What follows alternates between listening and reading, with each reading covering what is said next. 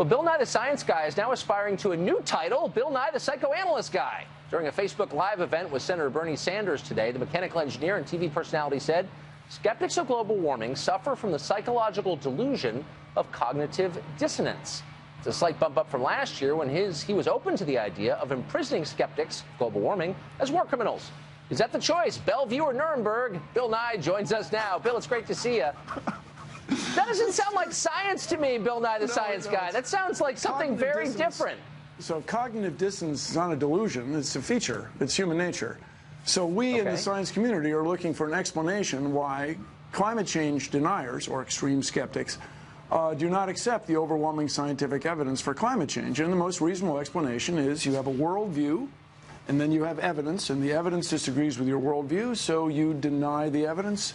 And then along with that, you deny the authorities that are providing the evidence. Now, if you have a better hypothesis for why climate deniers deny the overwhelming scientific evidence, bring it on. It's not a delusion. It's just like the fox and the grapes. Well, he can't reach the grapes, so he says the grapes are no good. Look, people do come to every debate with preconceptions, and you're right about that, of course. But the essence of science is extreme skepticism. We always ought to be asking ourselves, is my hypothesis true? I'm a member of both skeptic organizations, Mr. Carlson, and this is climate change denial is denial. The evidence is overwhelming. Don't get me wrong. I love you as a person more than life itself, but the evidence for climate change is overwhelming. So we are looking for an explanation of why you guys are having so much trouble with it. So down. Before the name calling begins, and before you try to end the conversation, let's start it by asking what exactly you mean. Now, I think most people are open to the idea that the climate is changing. It has always changed, by the way, as you know. It's the rate, Mr. Carlson. It's the rate that's such a concern. The core question, from what I can tell, is why the change? Is it part of the endless cycle of climate change, or is human activity causing it? That seems to be the debate to me, and it seems an open question, not a settled question, to what degree human activity is causing that. Is that not an open question? It's not an open question. It's a settled question. Human activity is causing climate change. To what degree? To a degree that it's a very serious problem in the next few decades. Wait, stop. Wait, no, you said it's a settled point, and I'm asking a very precise question. In the science community, it's a settled point. Then if you'll elucidate it for me, I'd be grateful.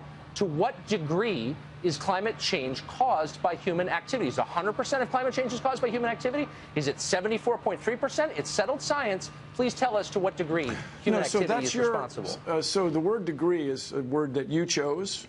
But the speed that climate change is happening is caused by humans. Instead of happening on timescales of millions of years, or let's say 15,000 years, it's happening on the timescale of decades and now years.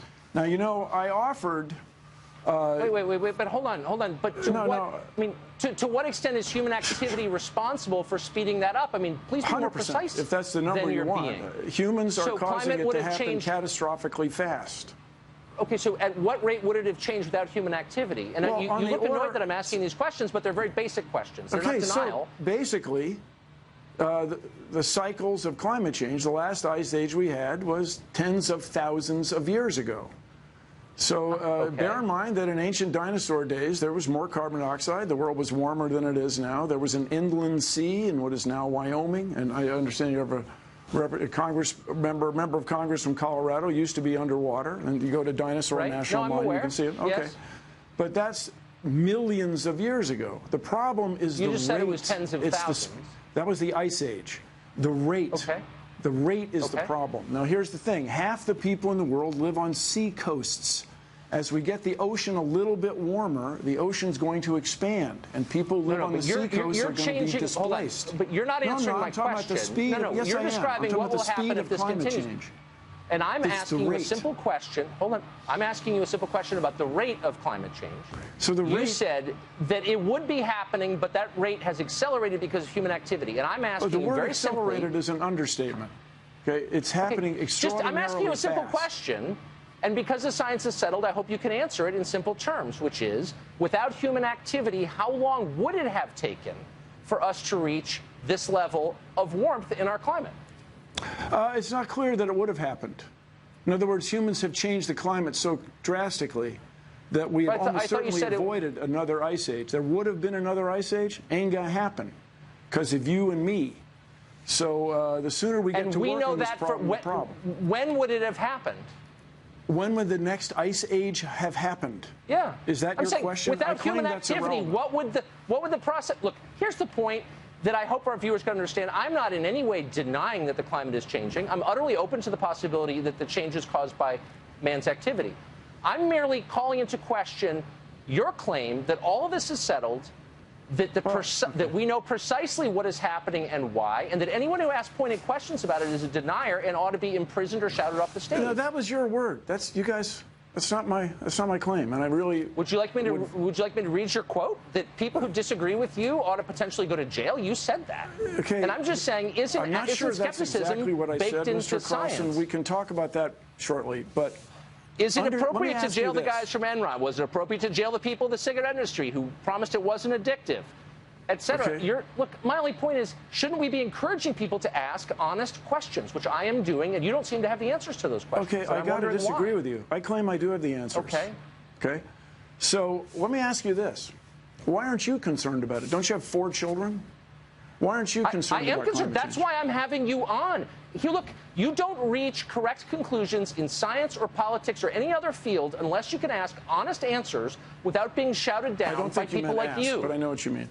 So no, I do mean ask.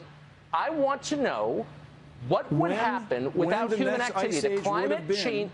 No, it's a simple question. The climate is always changing. You've conceded that. You're saying that human activity has increased the speed. Yeah. Increases the speed of that change. And my point is, what would the climate look like right now without human activity? It would have looked like it did in 1750. Britain would not be very well suited to growing. Yes, Britain would not be very well suited to growing grapes as it is today. French winemakers would not be buying land to the north as they are now. People who plan to run ski resorts would still be able to do it in Europe. And so the climate change and the parasites. You're using the language of politics. Look, you're not a scientist, as you know. You're a popularizer, and I just think, and that's fine. Economics. But so I'm just saying, look, to the extent that you prevent people, if you prevent people from having an honest conversation, you're doing a grave disservice to science. Don't you think that? So you asked how long it would be before, what the climate would be like if humans weren't involved right now. Is that right? Yeah. Yes, that's exactly right. So at what point would it have changed? And I'm just saying, you don't actually know because it's unknowable. So why aren't you open to questions? This is how long it takes you to interrupt me, okay? It takes you quite a bit less than 6 seconds. So the climate would be like it was in 1750. And the economics would be that you could not grow wine-worthy grapes in Britain as you can today because the climate is changing. The use of pesticides in the Midwest would not be increasing because the parasites are showing up sooner or the pests are showing up sooner and hanging around longer. I think that's probably all true, but you would not be overwhelmed by pine bark beetles as it is because of climate change. That's how so the world much of this would be you different don't if it know. weren't for humans. You pretend that you know, but you don't know, and you believe people who ask you questions. I really have to disagree with you. I spent a lot of time with this topic. I'm open-minded. You are not, and we're out of time, unfortunately. So, thank you for joining us. You guys are the mainstream media, and I can tell you why they're leaks. Because the president has created 2 factions in his administration. They don't like each other, so they leak. It's not from the outside, it's from the inside. Carry on, Mr. Carlson. I'm sure we will cross paths again. That's a very ominous thing to say. I don't know what it means, but come back anytime.